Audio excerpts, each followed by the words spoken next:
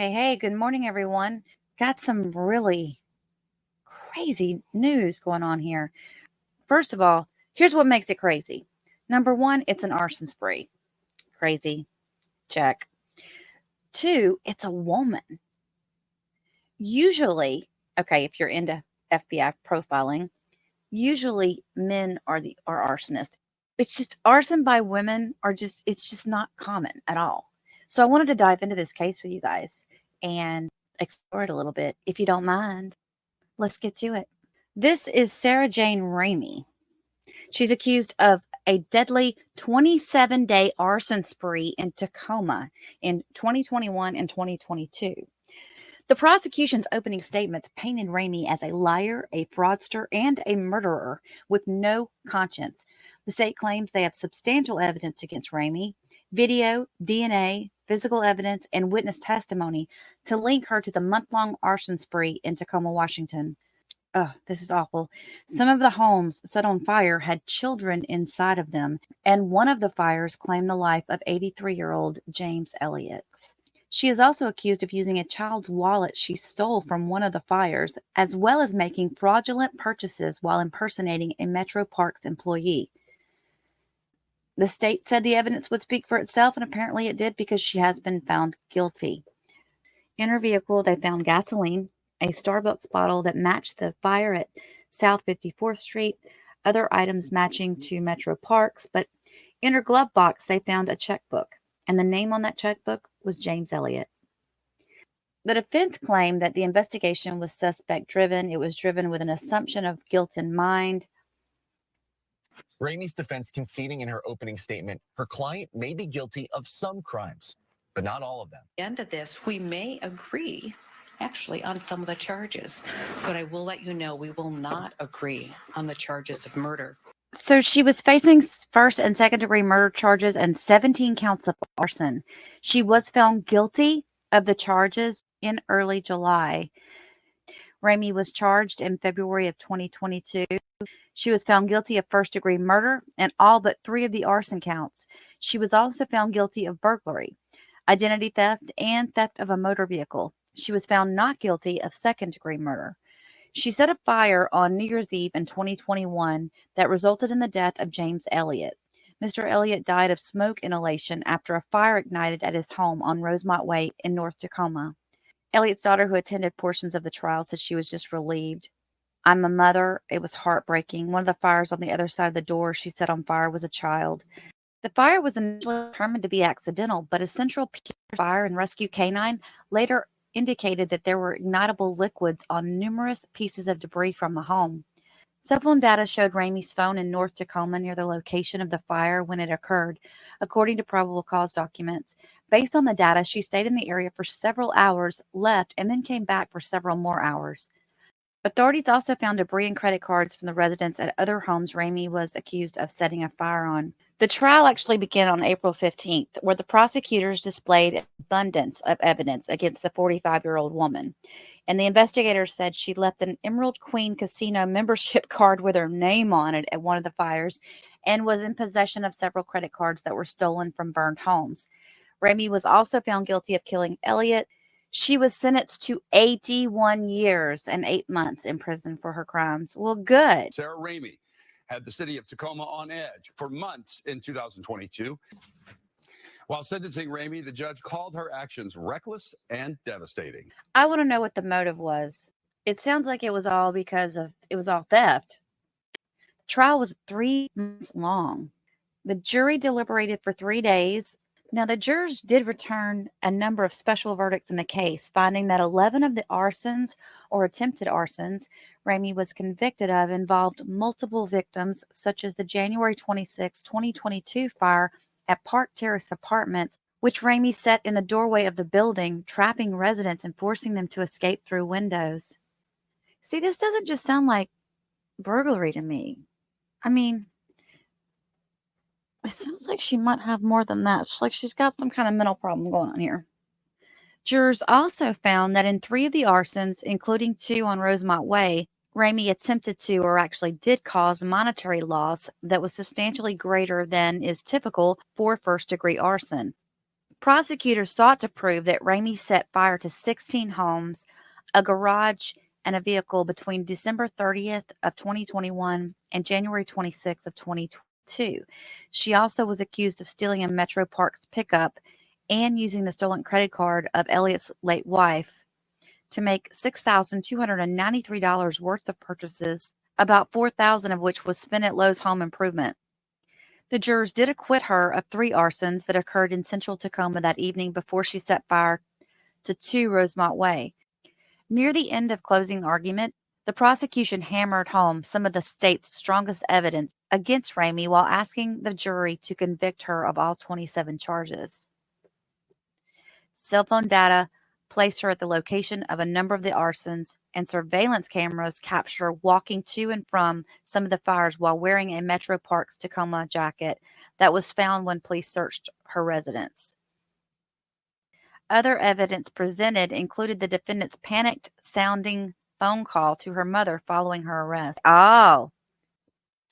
So on the night she was arrested, they used her call to her mother against her.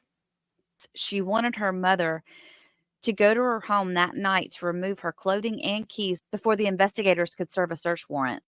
They said that she sounded desperate and she knew that the police were going to find the keys to the Metro Parks truck she stole and the high visibility jacket she wore while setting some of the fires. Cell phone data, surveillance video, and phone call only took prosecutors so far. Location data did not place Ramsey at 2 Rosemont Way on the evening of the fatal fire, something her defense attorney seized upon in her closing arguments. She asked the jurors to consider the gaps in the state's case and questioned how reliable the cell phone location data was. The defense attorney told jurors her closing arguments would not address every charge leveled against her client and that she would largely focus on the murder and arson accounts related to Elliot's death. At least 4 experts rendered 3 different opinions about the cause of the deadly fire. The prosecutors later conceded that when it comes to determining cause, there's a fine line between it being found to be undetermined or that it was started intentionally. The defense attorney also tried to dispel the idea that Ramey was guilty of setting the fire just because the victim's checkbook was found in the glove box of the truck that she stole. The prosecution said that Ramey had suspicious internet searches, which included queries such as "my money got burned in a house fire," "how to cash a stolen check without getting caught," and searches for fires. By January 12th of 2022, the Tacoma Fire Department had already determined that the fire that killed Elliot was accidental, and no murder or arson investigation was ongoing.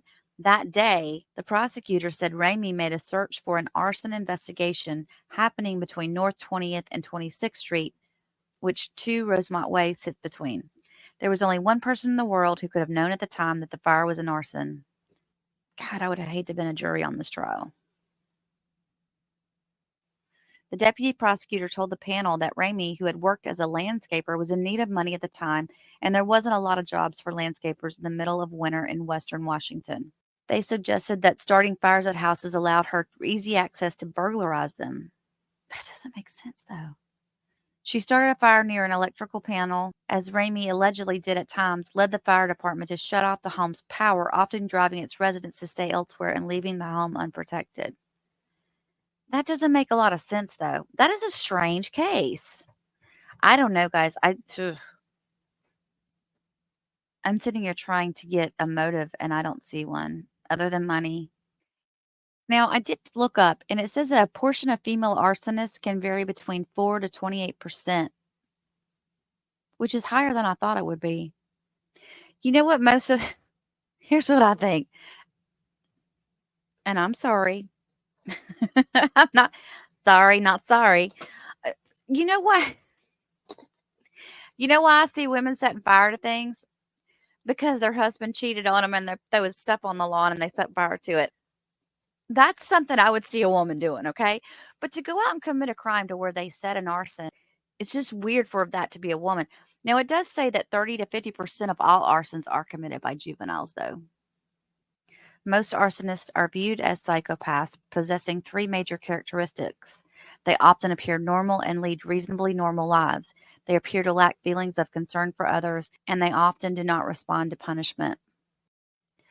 They say pyromania is a psychiatric disorder.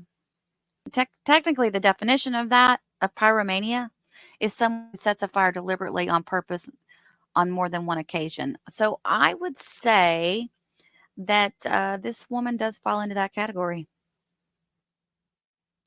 Oh, now there's a med page that says female arsonists have different motivations. Female arsonists have a psychiatric profile that's distinct from both male arsonists and female non-arsonist offenders.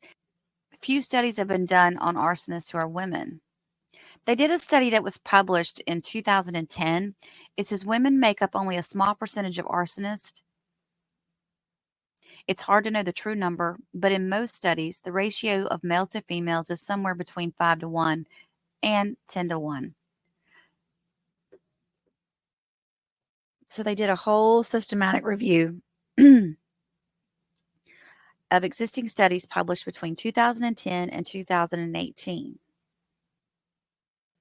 As to the reasons for arson, female arsonists had a prevalence of attention-seeking or a cry for help motivation. Unlike their male counterparts, they weren't interested in seeing firefighting activities or displaying firefighting skills, nor did they set fires to conceal crimes or for profit. But that doesn't sound like what's going on in this case, though. The most important thing to recognize is how little we all know about this group. I don't know. I find that interesting because I really watch way too much of the Criminal Minds and stuff like that. I love profiling, the profiling shows. I haven't watched Criminal Minds. Have you guys been watching Criminal Minds Evolution, the new rollout from the Criminal Minds? I haven't been watching it that much. All right. Well, I'm going to wrap this one up. Thank you for watching, everyone. And listen, if you were enjoying those weekly crime news reports that I was doing where we hopped around from topic to topic and gave about 2 to 3 minutes on each, I have started a sub-channel dedicated to crime news only.